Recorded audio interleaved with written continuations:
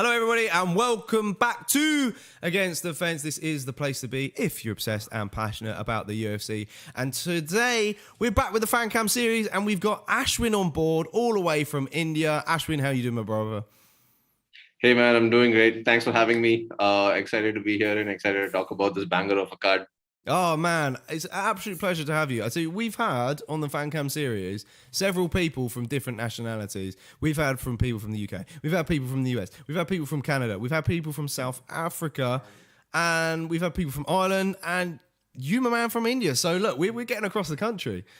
Across the world, Oh sorry, yeah, not country. yeah. I got that. Yeah, man. If I'm the first guy from India, that feels a little extra cool, I guess. I'm making history, and yeah, it's a historic day or a historic Yes. night. Yeah. Absolutely. Now let's dive into the UFC 277 stuff then, shall we? We should probably start on the main event itself. What did you make of the main event? You know, did it go how you thought it was going to go? Well, I wasn't entirely sure what to expect. I thought it was either going to be an early knockout from Nunes, assuming that 269 was an off night for her and today she's going to be back in form. I think the best argument I heard about that was somebody said that, she genuinely had COVID a couple of months before and she didn't probably get her cardio back, which is why she struggled at 269. But yeah, I didn't expect Pena to be this tough either. The only reason I wasn't 100% sure about Nunes even going into this fight was because I actually saw that interview that Pena did with Brett Okamoto a couple of days ago, and she sounded as confident as she did the first time. And it wasn't. She doesn't strike me as delusional confident. It's easy for people to call her delusional because the challenge is so big. Yeah. But her body language and everything, she wasn't trying to hype herself up. She genuinely believed it, and I think she put on a hell of a performance. It's just that I think Nunes was too good. She was, playing baseball in the first two rounds with her. Dude, some of those crosses were insane, man. Yeah. And several times I thought the fight's going to be stopped. And then she had Nunes in some danger as well with a couple of those submissions in the later rounds, but Yeah. not enough danger to win the round, No. unfortunately. And yeah, I wouldn't complain if we saw a third fight, but Really? I don't think. Yeah, I wouldn't complain for sure. I don't think that's the way we're gonna go. I think Nunes has got other stuff to do. But yeah, if they made it, I wouldn't be like, oh man, this is bad matchmaking or something like that. But I think she clearly showed that she's the better fighter tonight. Yeah, absolutely. I think it was kind of almost shades of what we probably should have seen in that first fight, or was expecting to see in that first fight. I heard it was like, something to do with her knee that was maybe an issue for her in the last round fight, and that she probably shouldn't have taken it, and probably should have pulled out. Whether or not she thought that Nunes, Pena wasn't a tough enough opponent for her. Maybe she thought she could get the early finish, and which is why she kind of gassed out and sort of, it led to her demise in the end of the day. So, yeah. So what would you like to see next from Amanda Nunes? Do you think she should perhaps defend the featherweight belt? Do you think perhaps there's other contenders in line at bantamweight that she could probably look to fight next? Yeah, I think the Shevchenko fight is always going to be there. We've been talking about that for like a really long time. Yeah, I don't think I have any good ideas for her apart from that, to be honest, because I think she's beaten everybody. Pena, obviously, she's beaten today. Who else is really there coming up the ranks at bantamweight? I used to have sort of hopes for Aspen Ladd, but she's hit like a bit of a skid in the last two fights, and Yeah, she's kind of been yeah. found out a little bit, hasn't she, as Aspen Ladd? Yeah, I think she needs to. You never know, man. I mean, two fights back, and she could be back in the big picture. And I'm wondering sort of what's happening with a lot of the old guard. And yeah, what's next for Nunes is a sort of interesting question. And the two big options are obviously Pena and Shevchenko. Uh, and a third contender, nobody springs to mind immediately, but. Yeah, maybe if I have a look at the rankings once, I'd probably get some ideas. Yeah, I mean, I've just got it here. I mean, as we discussed earlier, it's not the only person you really got is Ketlin Vera. Another Oh Brazilian. yeah. So perhaps they could do a card in Brazil and she headlines it Yeah, against Caitlin, which could make a lot of sense. She's on a 2-fight yeah, win yeah, yeah. streak. She's 13-2 as a professional. She is coming off an impressive win against Holly Holm. Okay, close fight, but there's no one else really at all there. Oh yeah, yeah, yeah, yeah, yeah, yeah. Vera's not bad. Vera would be a fun fight for sure. Yeah. Hmm. Yeah, okay, that's a solid one. Okay, let's just this. I mean that sort of third round was kind of close. Like you said, the ground and pound of Amanda Nunes kind of warranted that round that sealed that round. It was probably Pena's best round as well. Were you surprised at some of the scorings, because we've had 50-44 and one judge even scored at 50-43? Yeah. So I usually change my mind every time I go back and watch the fight after things have calmed down for a bit. I had it 50-44 though. I think the second round was a 10-8, and the other rounds were 10-9. Yeah. So as of now, but I'm probably the least qualified judge in all of MMA fandom. Well, judging is definitely something that needs it fixed, but people are doing judging courses and refereeing courses at the moment, so hopefully we can get some more new blood through those ranks, and hopefully we get a much better sport out of it, of course, as well. Let's move on then to the co-main event. Brandon Moreno picked up that win against Kai France in impressive fashion in the third round. What did you make of that fight, and did you have Moreno winning this fight? Or Yeah, so initially I had Kai winning the fight because that Garbrandt knockout was sort of fresh in my head. But actually at the presser, this guy changed his mind, or rather Moreno changed my mind, because when somebody asked Kai a question about the James Cross, and this guy was like, he had that smile on his face, on Moreno's face, was like, okay, he's really improved. And I actually wanted to change my pick on the Mama game, which I've told you about, but I forgot to do it.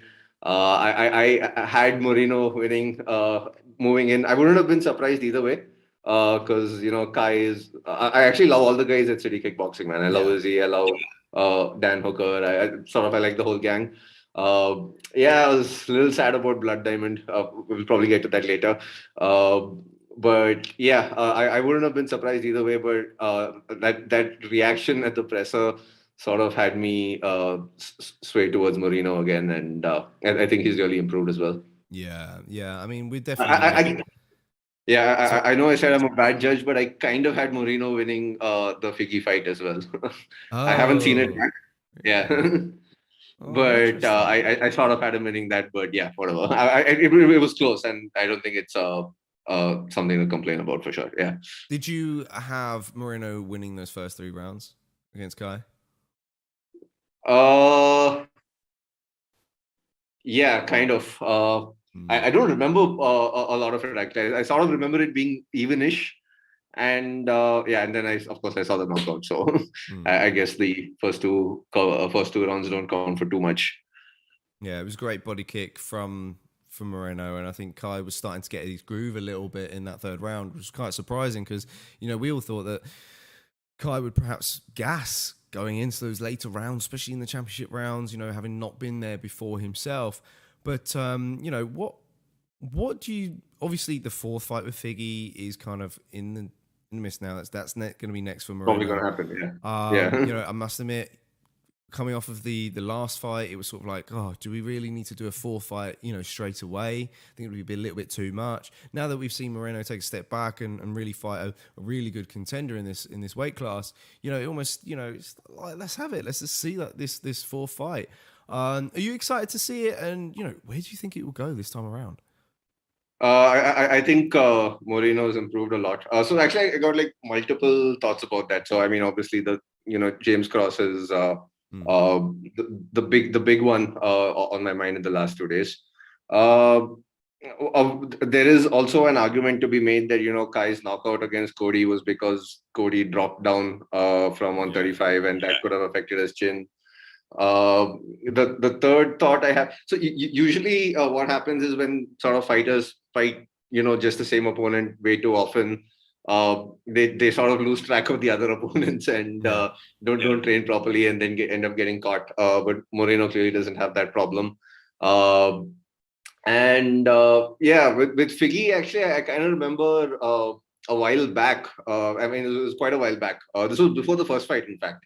That Dan Hardy said that he's got some weight problems and he might be moving up to 135 soon, and that actually kind of checks out because he didn't make weight for his first title fight against Benavidez, and Yes. the fact that he's been sort of hanging around at 125 for so long would also explain why he's probably getting injury prone or having something go wrong behind the scenes. It's one possible hypothesis. Hmm. Whether I think Moreno's a more natural flyweight, um, and he's got better cardio, man. I Yeah. think Figgy's big advantage in that weight class is because he's got sort of the unnatural power for flyweight. But Moreno's sort of he's more well-rounded, and yeah, I think he gets it done Okay. in the Figgy. next one. Yeah, Ooh. I mean, we kind of said yeah, on the watch along. We said, I mean, I said that if Figgy loses against Moreno, then it's a better outcome almost because Figgy will just go up to bantamweight, and this is it's better for us fans to see. How does Figgy do yeah, in bantamweight? Whereas yeah. if Moreno loses, then it's not likely that we'll see Moreno at bantamweight, and he would stay at flyweight, but kind of almost become a gatekeeper. What do you think of that? Do you think that's likely to Yeah, happen? no, yeah, I don't think Figgy will go to bantamweight because I think the competition level at bantamweight is significantly higher than it is at Mm, flyweight. true. And I like the flyweights, but I think bantamweight's sort of my favorite division Yeah. in all of the UFC. Even over lightweight, welterweight, which are the more talked about divisions. Bantamweight's actually my favorite. I mean, like the top 8 guys over there are insane, man. Have you had any thoughts on what you or who you'd like to see Kai Kara France fight next? Mm. Uh, has he fought Perez before? Perez? Yeah. Do you know what? I don't think he If if has. if he's not fought Perez before, then I think a Perez fight would be good. A Pantoja fight would be good. There's actually a lot of options there, right? He can fight. I'd like to see him fight this guy actually, Manel Kape. Manel Cup. Sorry. Ooh. Hey, I'm not sure if Kape's in flyweight or bantamweight. Yeah, If he is in okay. flyweight, he's flyweight. Yeah, yeah. Then I'd like to see him fight Manel Kape. Yeah. Good fight. Do you know what? Yeah, that is a spot on. I think we said that Kai should probably get the winner of Pantoja versus Perez, Yeah. which is a horrible fight though. I think for Kai, for someone like Pantoja who's on an absolute tear right now. Yeah. But Yeah. I think your options are pretty good. I think they're a lot nicer for Kai. Okay. Thanks. Yeah, I think Kai. Yeah, Menel Kart would be a fun one for sure. All striking affair as well. Yeah, Yeah. yeah, for sure. Okay, I like that. I like that. What was your fight of the night then, coming into this or at the end of this? Well, I mean, I think the main event kind of stole the show. It Mm. was one-sided, but I really, really enjoyed it. And even though it was one-sided, I never felt that Pena was, that she had no chance up until the sort of last round. There was always that thing that now she's going to come back because she was getting cut open and this and that, but Mm. she was still trying her Pena stuff, her getting close, taking her down, doing stuff. So I kind of really enjoyed that one. But there were actually quite a few really good fights even before. Uh, Negumarianu's fight was good. He's sort of under the radar Mm. going up. Uh, then oh man, who are the other guys who fought on the prelims? I think the Edwards Gion Kim one was decent. Oh yeah, Michael Morales was a good fight. Mm. He's a Yeah, good guy. Yeah. yeah. I actually thought he would finish it off much quicker, but I was impressed by the new guy as well, Adam Fugit, as his name is pronounced. Yes. Yes. So yeah, Yes. not anything else that could potentially be deemed as rude. I mean, we kind of, because we napped for the watch along a little bit beforehand, so we missed majority of the prelims. We did catch Alex Moreno versus Matthew Selsberger. That was an interesting fight. That was Oh good yeah, back and yeah, forth yeah. and Drew Dober's knockout against Oh Rafael yeah, yeah, Mas. That yeah. was good. Oh yeah, yeah. This Drew finish, Dober's underrated, man. Drew yeah, Dober's underrated. You're right. and I think Semmelsberger also deserves a shout out for sort of braving that eye and mm, coming back in. So definitely sort of hat tip to him for that. yeah, absolutely. All right, I mean, top stuff, Ashwin. You've been a phenomenal guest. Thanks for joining the FanCam series. It's good to get another person from a different nationality on board, and hopefully we'll speak to you again very, very soon, my man. Thanks, bro. Was fun for me as well, and I'll see you around. All right, what time is it? Where are you? Where you are now? 11:15 in the morning.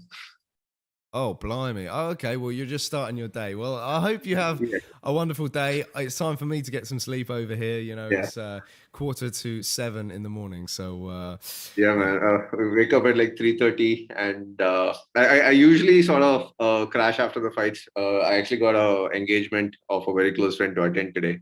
Oh, okay. So yeah, Sundays are unusual for me to say the least. All right, man. Well, I hope you enjoy the Yeah, rest of your day. Thanks for joining us once again. And Ashwin, we'll speak soon. All right. You've been yeah. Thanks for amazing. having me, bro. Take care. In a bit. All right, see you.